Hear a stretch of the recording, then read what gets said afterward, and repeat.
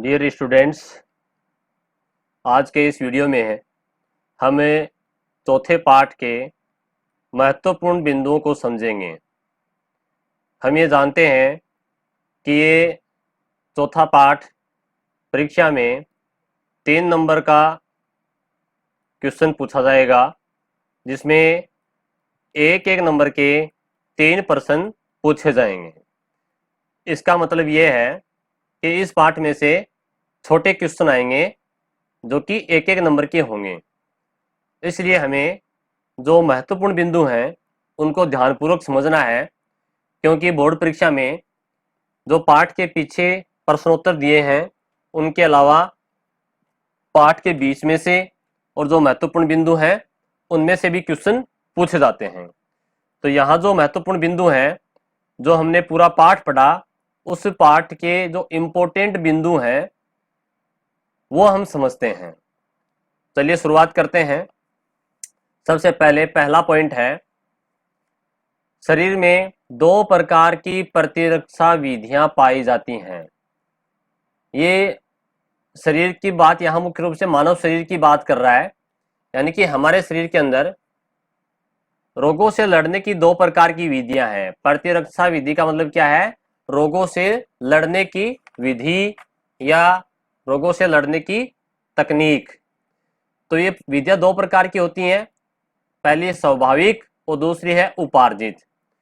जो स्वाभाविक है ये इसे हम जन्मजात प्रतिरक्षा विधि भी कहते हैं या प्राकृतिक प्रतिरक्षा विधि भी कहते हैं, क्योंकि ये प्रकृति से हमें अपने माता पिता से जन्मजात मिली है। दूसरी जो उपार्जित है इसे हम विशिष्ट या अनुकूली, ठीक है, 2 नाम इसके भी, विशिष्ट या अनुकूली प्रतिरक्षा भी कहते हैं, जो कि हमारे शरीर के अंदर जो एंटीबॉडी बनती हैं, जो प्रतिरक्षी बाद में बनती हैं रोगों से लड़ने के लिए, वो हम अर्जित करते हैं, उपार्जित करते हैं। तो इस प्रकार से हमारे शरीर के अंदर 2 प्रकार की प्रतिरक्षा विधियां होती हैं, स्वाभाविक और उपार्जित। तो एग्जाम में क्वेश्चन बन सकता है कि हमारे शरीर के अंदर या मानव शरीर में कितने प्रकार की प्रतिरक्षा विधियां पाई जाती हैं, तो हमें इनके नाम लिखने हैं। दूसरा पॉइंट है, प्रतिजन बाहरी रोगाणु होते हैं जो प्रतिरक्षी उत्पादन को प्रेरित करते हैं। देखिए समझिए, प्रतिजन क्या होता है? प्रतिजन को अंग्रेजी में कहते हैं एंटीजन, जिसे हम शॉर्ट में एजी लिख सकते हैं, और प्रतिरक्षी को अंग्रेजी में कहते हैं एंटीबॉडी, जिसे हम शॉर्ट में ए और बी लिखेंगे, ठीक है ना। अब देखो क्या होता है, जैसे मानव शरीर है, मैं यहाँ पर मानव शरीर का एक चित्र बना रहा हूं, और हमारे शरीर के अंदर बाहर से कोई भी रोगाणु प्रवेश करता है हमारे शरीर के अंदर, वायु के द्वारा, पानी के द्वारा, भोजन के द्वारा, ठीक है, कोई भी रोगाणु शरीर में प्रवेश कर सकता है। तो रोगाणु हम जानते हैं कि रोगाणु कई प्रकार के होते हैं, जैसे कोई जीवाणु हो सकता है, कोई विषाणु हो सकता है, या प्रोटोजोआ हो सकता है, ठीक है। तो ये जितने भी रोगाणु हैं, जब वो हमारे शरीर में प्रवेश करते हैं तो हमारा शरीर के अंदर जो रक्त है, उस रक्त में पाई जाने वाली WBC कोशिकाएं, श्वेत रक्त कणिकाएं जो हैं, ये एंटीबॉडी बनाती हैं। क्या बनाती हैं? एंटीबॉडी बनाती हैं, यानी कि प्रतिरक्षी का निर्माण करती हैं। तो ये एंटीबॉडी कब बनी हमारे शरीर के अंदर? जब ये रोगाणु शरीर में आए, ठीक है, यानी कि जब हमारे शरीर में रोगाणु प्रवेश करते हैं तभी हमारा शरीर एंटीबॉडी बनाता है, ठीक है।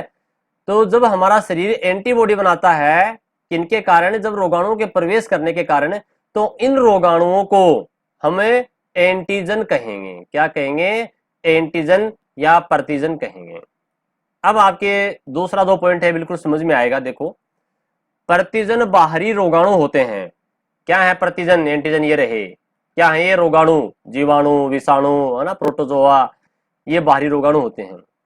जो प्रतिरक्षी उत्पादन, ये रहा प्रतिरक्षी यानी कि एंटीबॉडी, उत्पादन का मतलब बनना या निर्माण करना, को प्रेरित करते हैं। यानी कि जब शरीर के अंदर एंटीजन आएगा तभी तो एंटीबॉडी बनेगी। तो ये एंटीबॉडी के निर्माण को किसने प्रेरित किया? इस एंटीजन ने प्रेरित किया। तो एंटीजन की परिभाषा क्या बनेगी? एंटीजन किसे कहते हैं?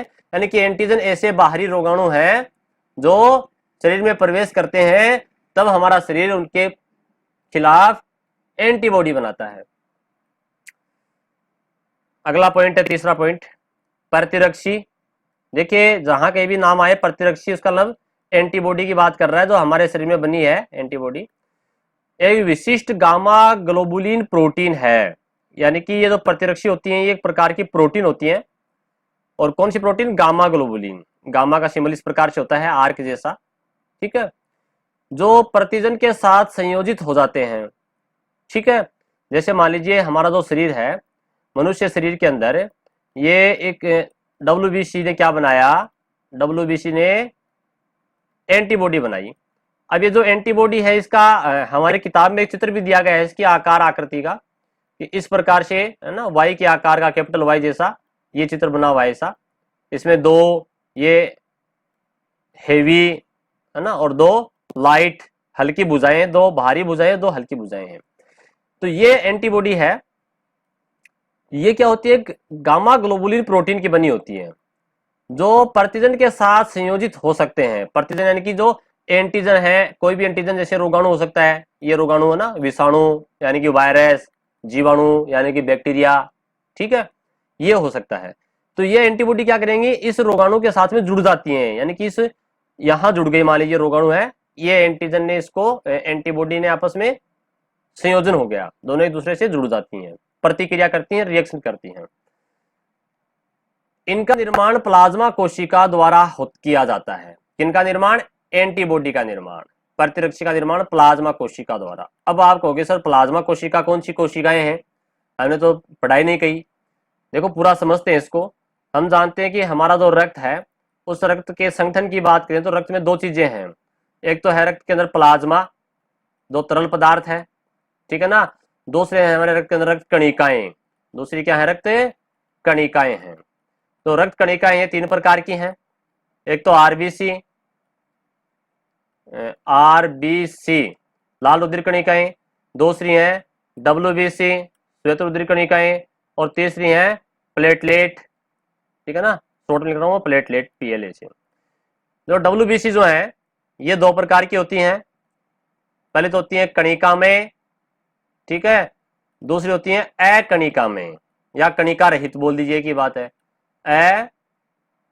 अकणिका में, कणिका में और अकणिका में। जो कणिकाएं में होती हैं ये फिर तीन प्रकार की होती हैं, जैसे इओसिनोफिल, बेसोफिल और न्यूट्रोफिल। ये आप जो दूसरा चैप्टर है रक्त परिसंचरण तंत्र जो टॉपिक है उसमें आपको मिल जाएगा।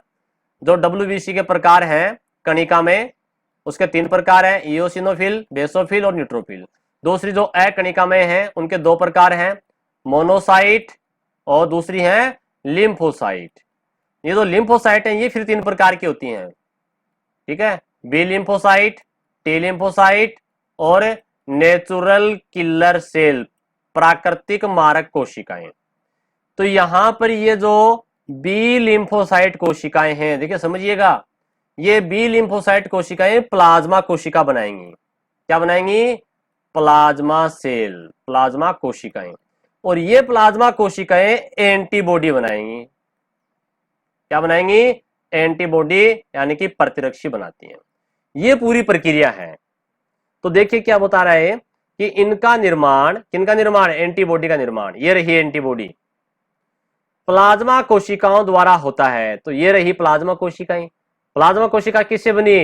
बी लिम्फोसाइट से, क्योंकि लिम्फोसाइट तीन प्रकार की है ना, बी लिम्फोसाइट से। और बी लिम्फोसाइट क्या है? बी लिम्फोसाइट एक WBC का प्रकार है। कौन सी WBC? अकणिका में या कणिका रहित प्रकार की WBC का एक प्रकार होता है लिम्फोसाइट, ठीक है। तो अब आपके कंफ्यूज नहीं होगा, ये प्लाज्मा अलग है, ये तरल पदार्थ है, ये प्लाज्मा कोशिका ये अलग है। यहाँ प्लाज्मा कोशिका का मतलब ये है जो बी लिम्फोसाइट है उससे प्लाज्मा कोशिका बनती है। ये प्लाज्मा कोशिका प्रतिरक्षी एंटीबॉडी का निर्माण करती है। चलो आगे देखते हैं। प्रतिरक्षी में दो भारी व दो ग्लाइकोप्रोटीन हल्की श्रृंखलाएं होती हैं। देखो यहां जो प्रतिरक्षी उसका आकार का क्वेश्चन आता है कई बार, तो वाई आकार का होता है। तो वहां हमें इस प्रकार से कैपिटल वाई ऐसे लिख के आना आंसर, वाई आकार का अगर ऐसे लिखोगे तब आपका आंसर सही होगा, कैपिटल वाई, है ना। अगर आपने स्मॉल वाई कर दिया तो आपका आंसर गलत हो जाएगा। और वाई आकार की कैसी होती है, चलो देखते हैं अपन। क्योंकि एक एग्जाम के अंदर आपके ये क्वेश्चन भी एक बार पूछा गया था बोर्ड एग्जाम के अंदर कि एंटीबॉडी का नामांकित चित्र बनाइए। ये रहा एंटीबॉडी का नामांकित चित्र, प्रतिरक्षी की संरचना। तो ये जो आपको दिख रही है बिल्कुल बीच में काले रंग की दो बड़ी श्रृंखलाएं, ये तो है एच, एच का मतलब हेवी, ठीक है, भारी। और ये दो बाहर दिख रही हैं आपको इधर, ये है लाइट, एल का मतलब लाइट यानी कि हल्की, ठीक है ना। ये दो तो हेवी श्रृंखलाएं हैं एच वाली, और ये दो लाइट या हल्की श्रृंखलाएं होती हैं। तो ये आपको संरचना का चित्र बनाना आ सकता है, तो आपको नामांकित चित्र बनाना है। जो भी इसमें नाम दिए गए सल्फर बॉन्ड वगैरह ये सारे आपको लिखने हैं, ठीक है। तो यहां आपको समझ में आ गया होगा कि इसका आकार वाई जैसा होता है, कैपिटल वाई जैसा होता है, अंग्रेजी के अल्फाबेट कैपिटल वाई के जैसा। तो इसमें दो भारी और दो हल्की कौन सी प्रोटीन होती है इनमें, ग्लाइकोप्रोटीन। अगला पांचवा पॉइंट है, प्रतिरक्षी 5 प्रकार की होती हैं। ये जो एंटीबॉडी है अपन पढ़ रहे हैं, एंटीबॉडी ये 5 प्रकार की होती हैं, ठीक है ना। आईजीजी, आईजीए, आईजीडी, आईजीएम और आईजीई। देखो हमें इन पांचों के नाम तो याद करने ही करने हैं। इसके अलावा इनमें से कई बार एक क्वेश्चन 1 नंबर का छोटा इनके काम का भी पूछा गया है कि आईजी का क्या काम है, आईजीई का क्या कार्य है ना। वो हमें थोड़ा सा याद रखना है। देखो यहाँ पर देखते हैं अपन, वैसे अपन ने इसका वीडियो पहले अलग से डाल रखा है, फिर भी दोबारा समझ लेते हैं। ये प्रतिरक्षी के 5 प्रकार हो गए, आईजीजी, आईजीएम, ए और आईजीई और आईजीडी वाला, ठीक है। अब इनके काम देख लीजिए एक बार। यहां सबसे पहले जो अपन पढ़ेंगे वो है इसमें खास महत्वपूर्ण, आईजीजी एकमात्र प्रतिरक्षी है जो आवल प्लेसेंटा को पार कर भ्रूण तक पहुंच सकती है। क्वेश्चन पूछा जाएगा कि ऐसी कौन सी प्रतिरक्षी है जो आवल को प्लेसेंटा को पार करके भ्रूण तक पहुंच सकती है, तो आंसर होगा आईजीजी। ये ऐसे आ जाए, आईजीजी जो है वो कहां तक पहुंच सकती है, उसका क्या कार्य है। प्लेसेंटा आवल क्या है, माता के शरीर के अंदर जो भ्रूण है, जो शिशु है छोटा, वो माता के शरीर से भोजन लेता है, तो वो एक नलिका से जुड़ा होता है, उस नलिका को ही आवल या प्लेसेंटा कहते हैं। फिर अगला है आईजीए, ये इंपॉर्टेंट है। आईजीए मां के दूध में पाया जाने वाला अकेला प्रतिरक्षी है। यानी कि एग्जाम में क्वेश्चन आता है कि मां के दूध में पाया जाने वाला प्रतिरक्षी कौन सा है, तो आंसर होगा आईजीए। और एक लास्ट क्वेश्चन बनता है कि एलर्जी के समय, एलर्जी बोल दीजिए अंग्रेजी में या हिंदी में बोल दीजिए प्रत्युदरता, प्रत्युदरता के समय कौन सी प्रतिरक्षी जो है वो क्रिया करती है, वो करती है आईजीई, ठीक है ना। आईजीई एलर्जी के समय बनती है, जब हमें छींके आना या शरीर के ऊपर है ना छोटे छोटे दाने अचानक बन जाते हैं, खुजली शुरू हो जाती है। एलर्जी कई प्रकार से हो सकती है, ठीक है। तो इस प्रकार से हमने देखा कि इसके जो प्रकार हैं 5 प्रकार की होती हैं प्रतिरक्षी, इनके काम देख लिए। फिर अगला है छठा पॉइंट, रक्त में 3 प्रकार की कणिकाएं। अभी अपन ने रक्त की संरचना में पढ़ा था, लाल रक्त कणिकाएं आरबीसी, श्वेत रक्त कणिकाएं डब्ल्यूबीसी और बिंबाणु प्लेटलेट्स पाई जाती हैं, ठीक है।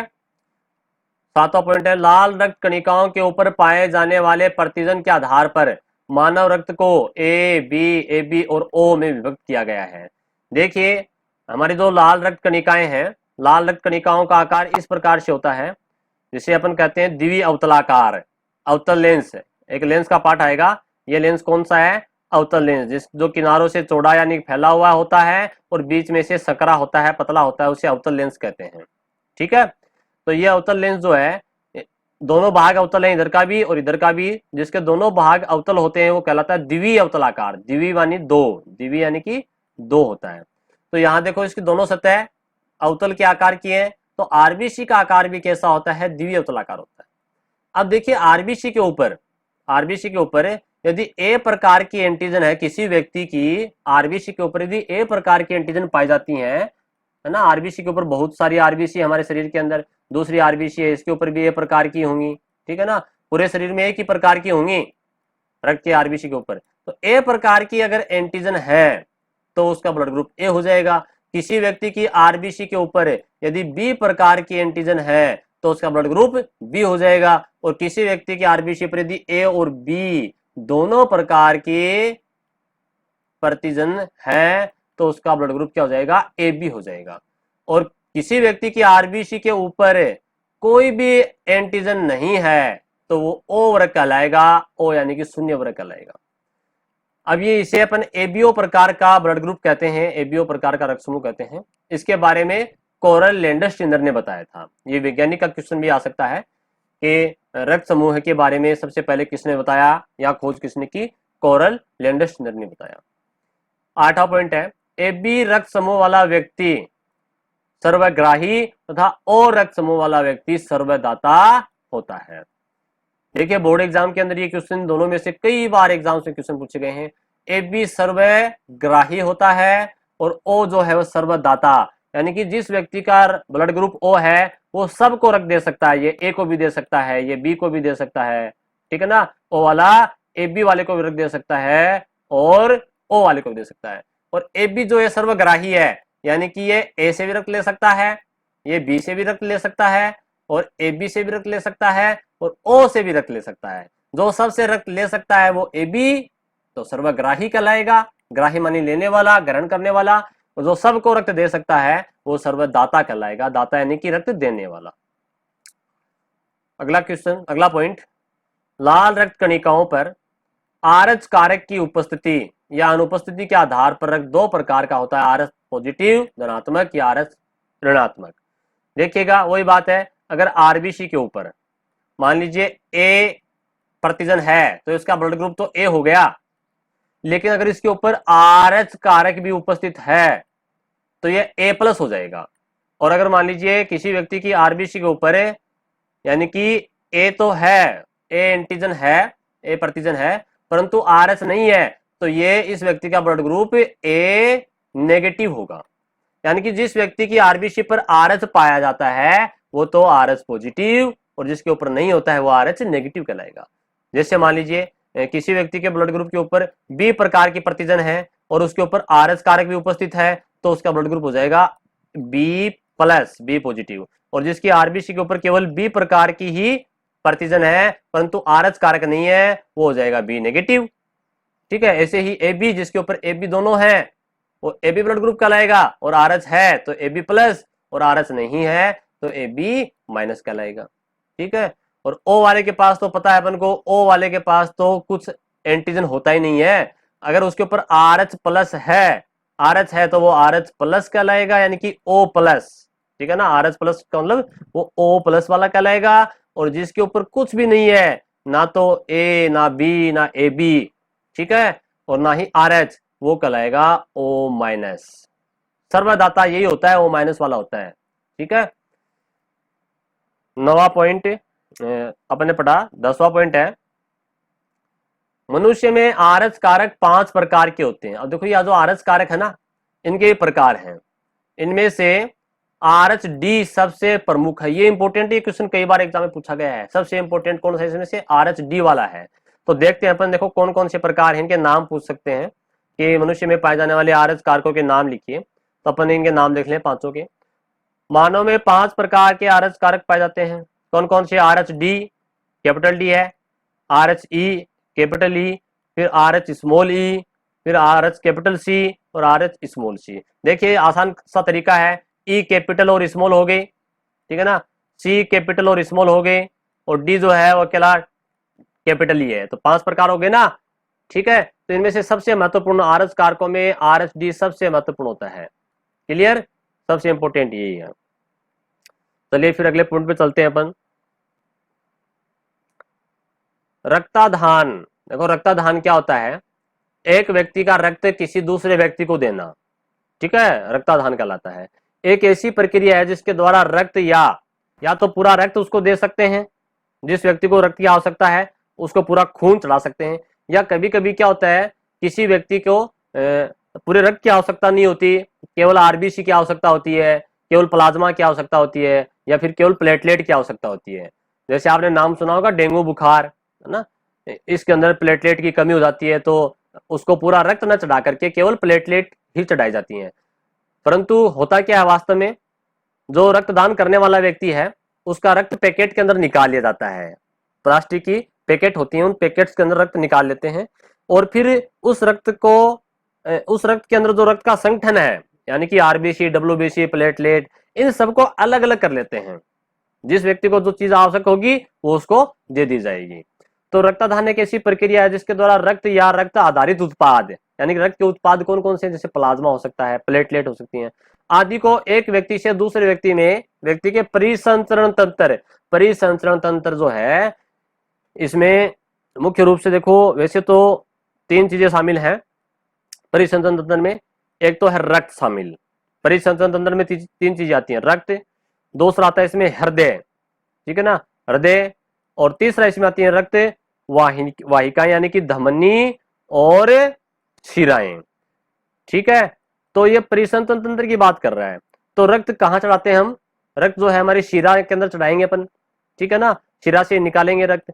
तो ये जो शिरा है ये वाहिनी का प्रकार हो गया, और रक्त के अंदर रक्त चढ़ाते हैं अपन, तो परिसंचरण तंत्र में ये भी शामिल है, ठीक है।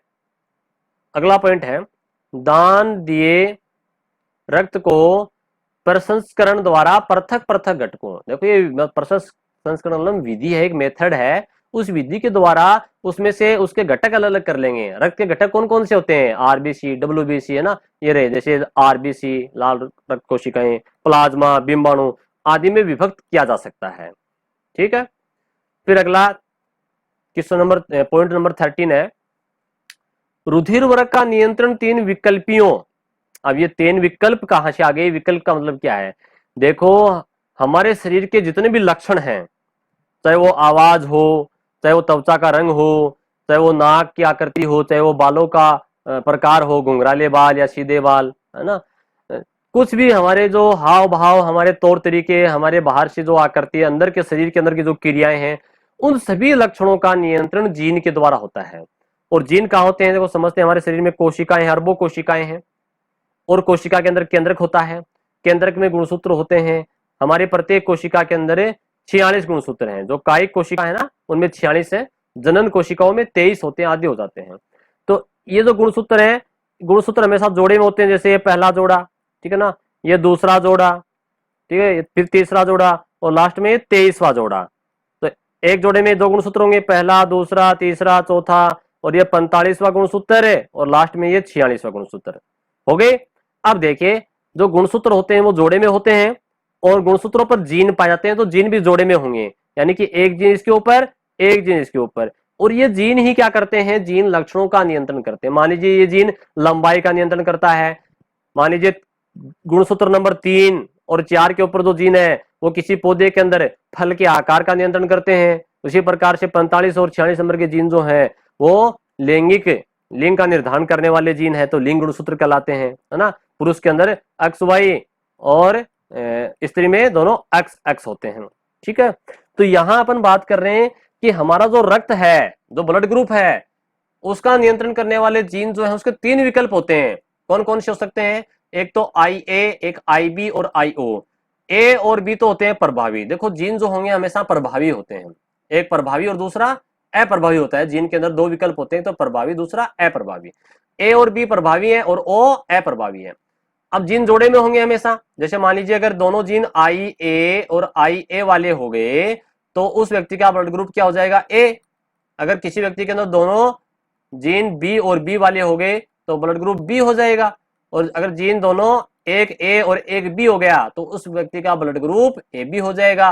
और जिस व्यक्ति के अंदर दोनों O और O है तो उसका ब्लड ग्रुप O हो जाएगा। परंतु देखिए एक कंडीशन और है, यहां पर अगर एक जीन A वाला है और दूसरा जीन O वाला है, A और O वाला, तो भी ब्लड ग्रुप A होगा, क्योंकि A प्रभावी है, O अप्रभावी। इसी प्रकार से अगर IB और दूसरा IO है तो ये भी जीन ब्लड ग्रुप B वाला होगा, क्योंकि B प्रभावी होता है। और इसमें तो एक ही कंडीशन है, A और B दोनों जीन होंगे, और इसमें भी एक ही कंडीशन है, और O होंगे। तो यहां पर कहने का मतलब रुधिर वर्ग जो 4 प्रकार के हैं, A, B, AB और O, उनका नियंत्रण करने वाले जीन के विकल्प कितने हैं, 3 विकल्प होते हैं, A, B और O, ठीक है ना। मनुष्य में विकल्पियों की उपस्थिति के आधार पर रक्त निम्न प्रकार का होता है, A, B, AB और O 4 प्रकार का होता है, अभी अपन ने पढ़ा था, जो कि इनके आधार पर होता है, 3 विकल्पियों के आधार पर होता है। यह क्वेश्चन आ सकता है एग्जाम के अंदर कि मनुष्य में जो रक्त एबीओ प्रकार का रक्त ग्रुप पाया जाता है, रक्त समूह पाया जाता है, उसका नियंत्रण कितने प्रकार के जीन विकल्पियों के द्वारा होता है? तो 3 प्रकार के जीन विकल्पी हैं, उनके नाम लिखने हैं, ए, बी और ओ, ऐसे नाम लिखने हैं, IA, IB और IO। अगला पॉइंट है पॉइंट नंबर 15, रुधिर वर्ग की आनुवंशिकता के कई अनुप्रयोग हैं, जैसे पैतृकता संबंधित विवादों का हल करना। पैतृकता संबंधित विवाद का मतलब ये है, जैसे शिशु के माता पिता कौन है, उनका ब्लड ग्रुप कैसा है, ठीक है, उनकी पहचान करने में। सफल रक्तदान, जैसे कोई व्यक्ति रक्तदान करता है तो पहले उसका ब्लड ग्रुप चेक किया जाता है ना, कि उसका ब्लड ग्रुप कौन सा है, फिर उसी प्रकार से रोगी को या ग्राही को रक्त दिया जाता है। आनुवंशिक रोग, आनुवंशिक रोग किसे कहते हैं? ऐसा रोग जो एक पीढ़ी से दूसरी पीढ़ी में जाता है, यानी कि माता पिता से संतान में आ गया, फिर उसकी संतान में चला गया, तो आनुवंशिक रोग है। आनुवंशिक रोग का उदाहरण है हीमोफीलिया, ठीक है ना। तो एग्जाम में क्वेश्चन आ सकता है, किसी एक आनुवंशिक रोग का नाम लिखिए। हीमोफीलिया एक ऐसा रोग है जिसमें किसी व्यक्ति को चोट लग जाती है तो उसका खून लगातार बहता रहता है, उसके रक्त का थक्का नहीं जमता, पूरा खून निकल जाएगा, बह जाएगा और व्यक्ति की मृत्यु हो जाएगी। तो हीमोफीलिया जो रोग है, ठीक है, इन रोगों का इलाज करने के लिए भी यहाँ पर रुधिर वर्ग का आनुवंशिक महत्व है। किसी जीवित या मृत व्यक्ति द्वारा अन्य व्यक्ति को कोई उत्तक या अंग दान करना अंगदान कहलाता है। देखिए, कोई जीवित व्यक्ति तो अपने अंगों का दान, सभी अंगों का दान तो कर नहीं सकता। कोई जीवित व्यक्ति क्यों नहीं कर सकता? क्योंकि हमारे पास खुद के पास भी तो कई ऐसे अंग हैं जो एक ही हैं, जैसे हृदय है। अगर हम अपना हृदय किसी दूसरे को दे देंगे तो अपन तो मर जाएंगे, ठीक है। तो ऐसा अंगदान भी किस काम का? जैसे कुछ अंग हमारे अंदर शरीर में 2 हैं, जैसे किडनी है, वृक्क है, 2 हैं। किडनी को ही हिंदी में अपन वृक्क कहते हैं या गुर्दे कहते हैं। 2 होते हैं तो अपन एक से भी काम चला सकते हैं। तो अपन किसी अपने नजदीकी रिलेटिव, जैसे अपने माता पिता या संतान को या भाई बहन को अपन दे सकते हैं उनका जीवन बचाने के लिए, जिसके दोनों ही गुर्दे खराब हो गए हैं। तो हम भी एक गुर्दे से काम चला लेंगे और हमारा जो रिलेटिव है, संबंधी है, उसको एक अपन डोनेट कर देंगे, दान कर देंगे, तो वह अंगदान अपन कर सकते हैं, ठीक है। और मृत व्यक्ति, जब व्यक्ति की मृत्यु हो जाती है तो उसका शरीर तो किसी काम का नहीं है, परंतु उसके शरीर में जो अंग है वो किसी दूसरे व्यक्ति को नया जीवन दे सकते हैं। इसलिए मृत व्यक्ति द्वारा सभी अंगों का दान किया जा सकता है, ठीक है। अपनी देह को अंग प्रत्यारोपण, अंग प्रत्यारोपण का मतलब क्या है? अंग यानी कि शरीर के अंग है, जैसे आंख है, किडनी है, हृदय है, यकृत है, ठीक है। तो इनका प्रत्यारोपण करना यानी कि एक व्यक्ति से दूसरे व्यक्ति को लगाना, दूसरे व्यक्ति के अंदर ट्रांसफर करना। तो चिकित्सकीय प्रशिक्षण के लिए दान करना देहदान कहलाता है। चिकित्सकीय प्रशिक्षण का मतलब क्या है? जो बच्चे डॉक्टरी का कोर्स करते हैं, MBBS करते हैं, उसके बाद में PG करते हैं, है ना, चीर फाड़ करने का काम करते हैं, तो उनको मर्द शरीर के ऊपर पहले काम करवाया जाता है, किसी मरे हुए व्यक्ति के शरीर के ऊपर। मर्द तो डेड बॉडी उसके पास कहाँ से आएगी? कोई व्यक्ति जो अपने देहदान का फॉर्म भरेगा पहले, कि मरने के पश्चात पहले एक फॉर्म भरना होता है। किसी भी सरकारी अस्पताल में जाकर के अपन एक फॉर्म भर सकते हैं कि मेरे मरने के पश्चात मेरे शरीर को चिकित्सकीय प्रशिक्षण के लिए या अंग प्रत्यारोपण के लिए मैं अपना शरीर देहदान करना चाहता हूं, ठीक है। तो जो बच्चे MBBS करते हैं, डॉक्टर बनते हैं, डॉक्टर की तैयारी करते हैं, वो आपके शरीर के ऊपर मरने के पश्चात क्या करेंगे? अच्छी प्रकार से प्रैक्टिस कर सकते हैं, चीरफाड़ कर सकते हैं। मानव समाज की भलाई के लिए अंगदान व देहदान परम आवश्यक और महत्वपूर्ण है। तो कोई खास पॉइंट नहीं है। 19 का पॉइंट बहुत इंपॉर्टेंट है। हर वर्ष 13 अगस्त को, ये डेट आ सकती है एग्जाम के अंदर, 13 अगस्त को भारत में अंगदान दिवस मनाया जाता है, ठीक है। भारत में 13 अगस्त को अंगदान दिवस मनाते हैं। और लास्ट पॉइंट है 20 का पॉइंट, भारत में अंगदान व देहदान कानूनी रूप से वैध है। वैध यानी कि मान्य है, हम अंगदान और देहदान कर सकते हैं। कुछ देश ऐसे होते हैं, कुछ देश ऐसे भी हैं जहां पर अंगदान और देहदान करना कानूनी प्रतिबंधित है। चाहे व्यक्ति मरे तो भले ही मरने दो, लेकिन वो दूसरा व्यक्ति उसको अपना अंगदान या देहदान नहीं कर सकता है। परंतु भारत के अंदर ये वैध है, वैलिड है, हम अंगदान और देहदान कर सकते हैं। तो हमें यह प्रयास करना चाहिए किसी व्यक्ति के जीवन को बचाने के लिए कि हम मरने के पश्चात भी हमारा शरीर किसी दूसरे के काम आए, हमारे अंग किसी दूसरे के शरीर में जिंदा रहें, यानी कि हमारा शरीर जो है वो मरने के बाद भी काम आता रहे, चलता रहे। धन्यवाद।